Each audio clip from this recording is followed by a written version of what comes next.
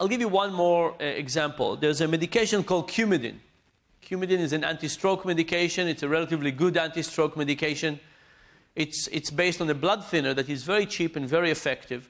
But nevertheless, people don't take the medication on time. So for reward substitution, what do we need? We need to measure something, and we need to either reward it or punish it. So now we have this technology called internet-enabled pillboxes. And now when people take the medication, we could do something with it. So again, you can probably imagine lots of things. You can imagine social rewards, and you can imagine shame, and you can imagine locking your refrigerator. I mean, there's lots of things to imagine. Here are some things we've tried. The first thing we tried was to pay people. So we said, what happens if we pay people $3 a day to take the medication on time? What do you think happens? Absolutely nothing. What do you think will happen if we pay them $1,000 a day to take the medication on time?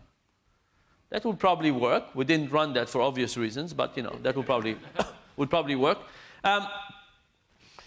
So now the question is, how do we take $3 and make it feel bigger? So the first thing we used was a principle called loss aversion.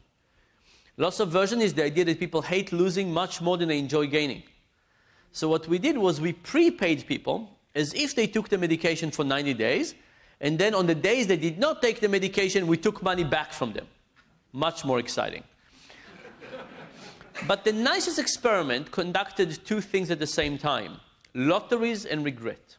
Lotteries is simple, right? Instead of giving $3 for people to take the medication, they gave them a lottery that gave them 10% chance of making $30. Much more exciting. But they also added regret.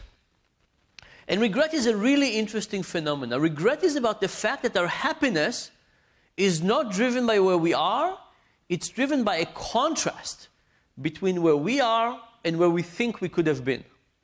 And if we think we could have been somewhere better, we're miserable. And if we think we could have been somewhere worse, we're happy. So for example, when would you be more miserable? If you missed your flight by 3 minutes or by 3 hours? 3 minutes. Why? Because you can imagine that you would have made it. And because of that, the reality is here, and you contrast yourself to it, and you say, oh my goodness, I'm miserable. If you missed your flight by 3 hours, you can't imagine that other reality. In the 3-minute case, you can say, if the traffic lights change a little faster, if the TSA agent had one more IQ point.